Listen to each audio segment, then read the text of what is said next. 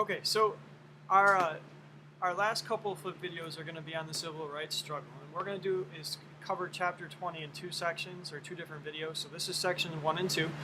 If you would like to look in the textbook or read through the textbook for extra information, that's where this is coming from. This is just an overview of the textbook. And what we're looking at with the civil rights struggle is sort of the finishing of the promise that a lot of people thought was given with the Civil War. So what I mean by that is we are looking at during Reconstruction, right after the Civil War in the 1860s and 70s, a lot of the former slaves believed that they were going to be treated equally, they were going to get freedom, and we know based on our study of Reconstruction that that just didn't happen. It actually becomes law in the 1896 that segregation is okay, but we know that blacks pretty much stayed at an inferior level in society. So the 1950s and 60s kind of sees the ending of that, at least legally, in this country. So we're going to look at the fight for racial equality, and we're going to look at how whites responded to the fight for racial equality. And what we have is in 1950 there's a system of segregation in the school system of the United States. And this is blurry, it's a picture from your textbook, but you don't need to know the specific states, just the idea here. So if it's a yellow state, those are the deep south states for the most part. Segregation was required by law. You didn't have a choice. Blacks and whites couldn't go to school together. The green states, segregation was prohibited by law, so you couldn't segregate people by law. People could segregate themselves by where they lived, but if people lived in the same community, then legally they couldn't do anything about it. And if you were in a red state, there was no laws regarding specifically what to do. And if you were in a purple state, the local administrators got to choose how they were going to run their school systems.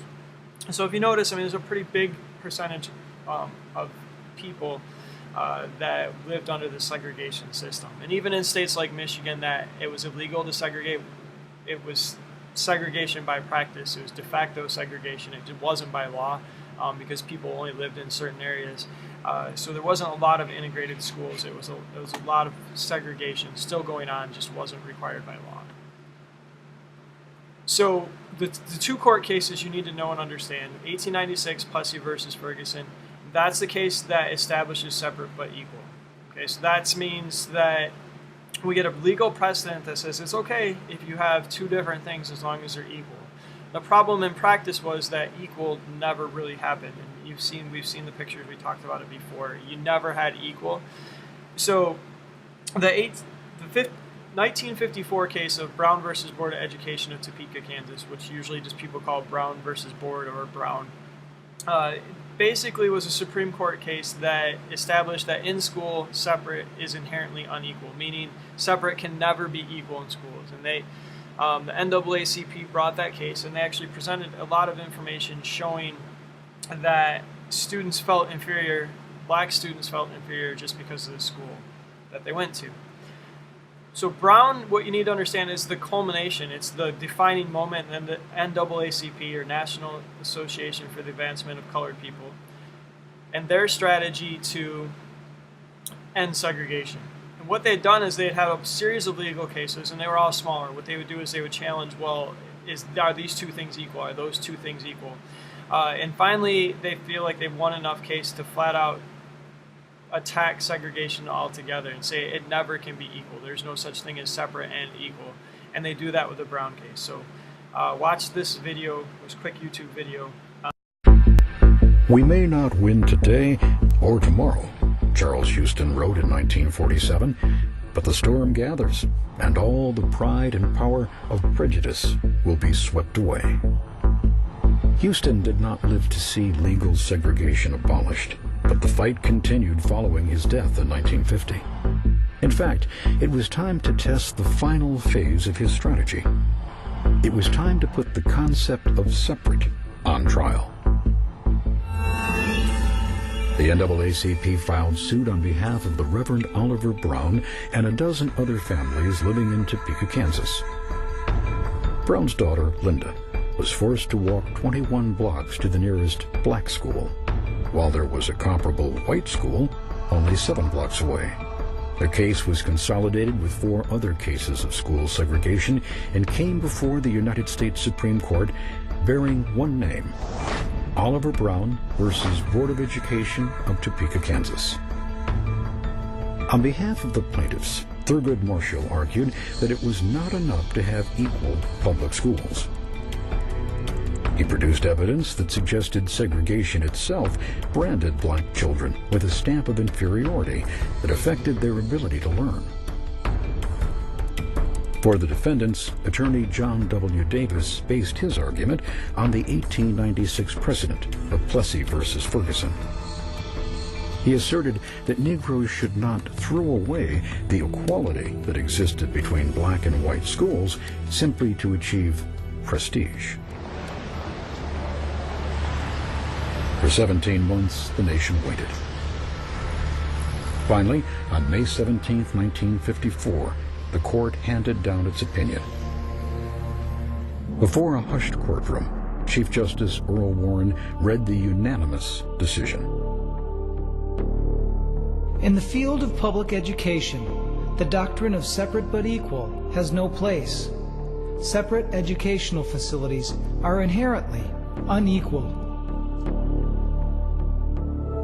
The news resounded in every quarter of American society. The Negro-owned Chicago Defender newspaper wrote, Neither the atom bomb nor the hydrogen bomb will ever be as meaningful to our democracy as the unanimous decision of the Supreme Court. Few Southerners welcomed the Brown decision. The most venomous critics predicted a new racial war. Human blood may stain Southern soil, but the dark red stains of that blood will be on the marble steps of the United States Supreme Court building. The progressive newspaperman, Harding Carter Jr., saw it differently.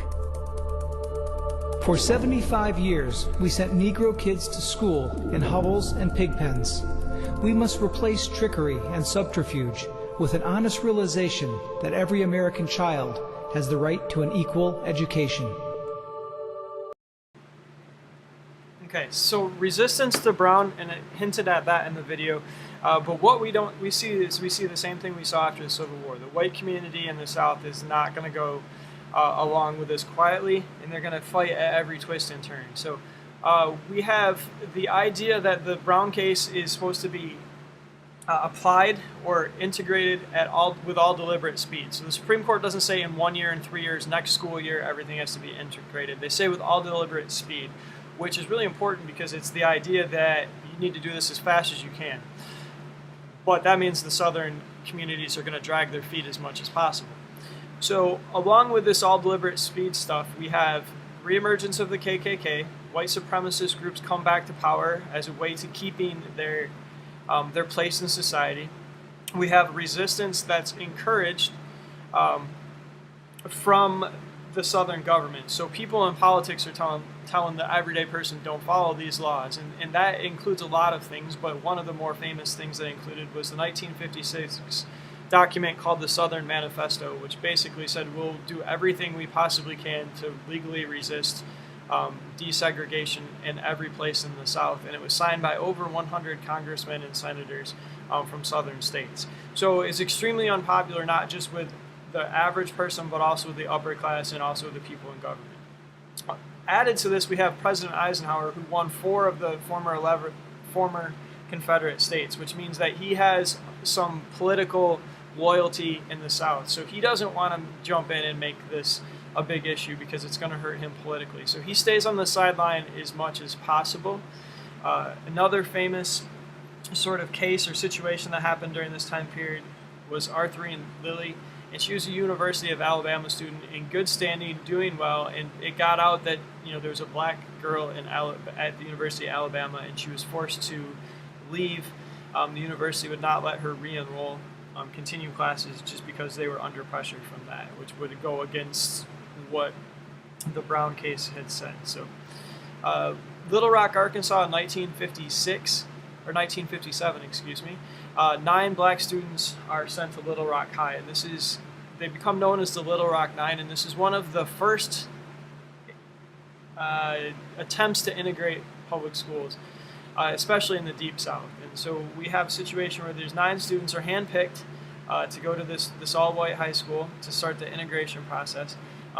And we have a governor of the state of Arkansas, and he basically refuses to protect them. At one point before they're supposed to go to school in the fall, he sends in troops, and he says these National Guard troops are going to protect them because there was protests, people were, death threats, all this other stuff.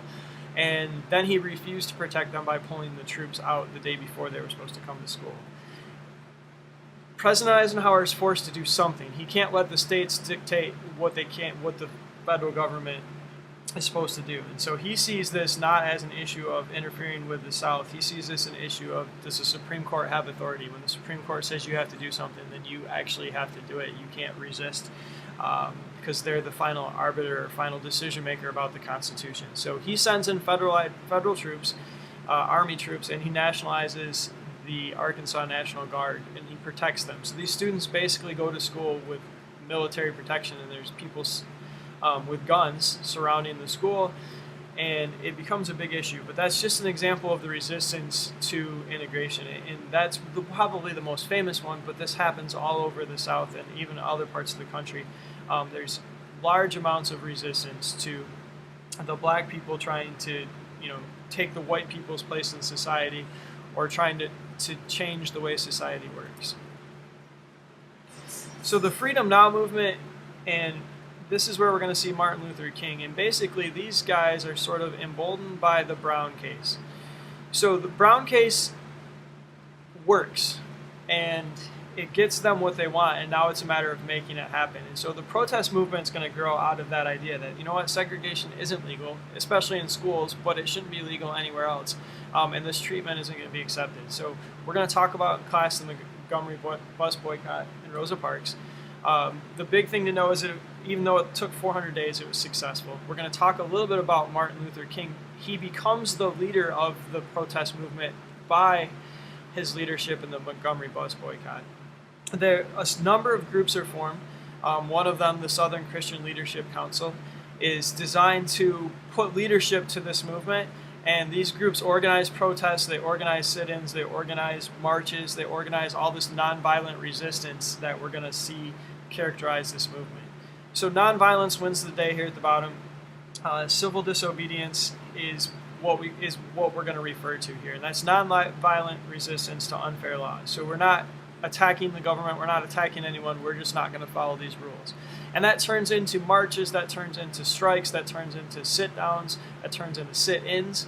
And when we say sit-ins, we're basically in a segregated restaurant or a segregated place, and either white protesters with black protesters or black protesters themselves basically go sit down and refuse to leave and make the police officers remove them. Usually not associated with violence on the part of the protesters. They were spit on, things were thrown at them in a lot of cases, but for the most part they were non-violent.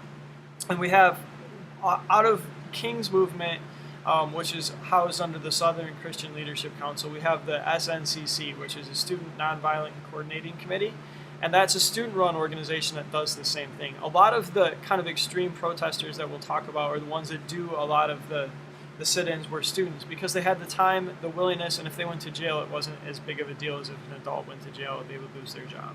So a lot of this ends up being student-led. We'll talk about the Freedom Riders and some of these other groups as we go forward. So if you need to go back and get any notes, please watch this again, but you're going to have an open note quiz on Friday, so make sure you got good notes. If you want to look and get more details, feel free to read chapter 20, sections 1 and 2.